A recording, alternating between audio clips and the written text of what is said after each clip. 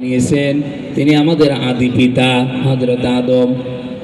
বাকি যত মানুষ দুনিয়ায় আমরা এসেছি প্রত্যেকেই মাটির নির্যাস থেকে তৈরি হওয়া।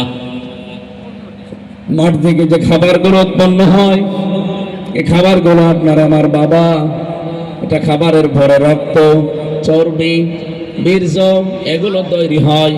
এগুলো মায়ের রেহেমের ভেতরে আল্লাহ পাক পাঠিয়ে দেন।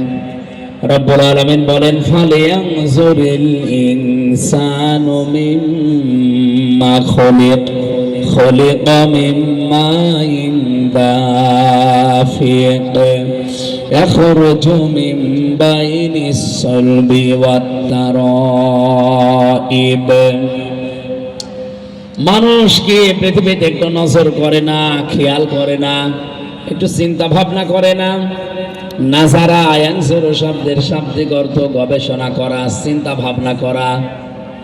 মানুষকে একটু চিন্তা ভাবনা করে না, গবেষণা করে না যে কি জিনিস দিয়ে আমি তাকে বানিয়েছি।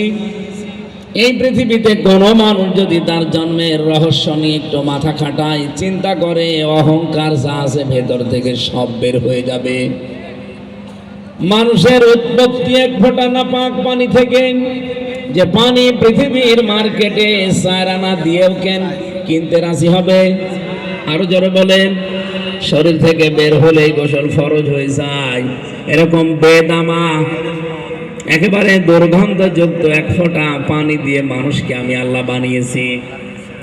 বিজ্ঞান এখন মানুষের এই সৃষ্টির রহস্য নিয়ে আলোচনা করতে গিয়ে দেখাচ্ছে মায়ের জরায়ুতে যখন এই পানিটা বাবা দ্রুত গতিতে ফেলে দেয়, বাবার স্ফলিঙ্গ দিয়ে দ্রুত গতিতেই নাপাক পানিটা মায়ের রেহেমের ভেতরে জমা হয়। কমপক্ষে এই পানিটা মায়ের রেহেম পর্যন্ত যেতে 40 লাখ মানুষ তৈরি হতে সক্ষম আল্লাহ বানাতে পারেন।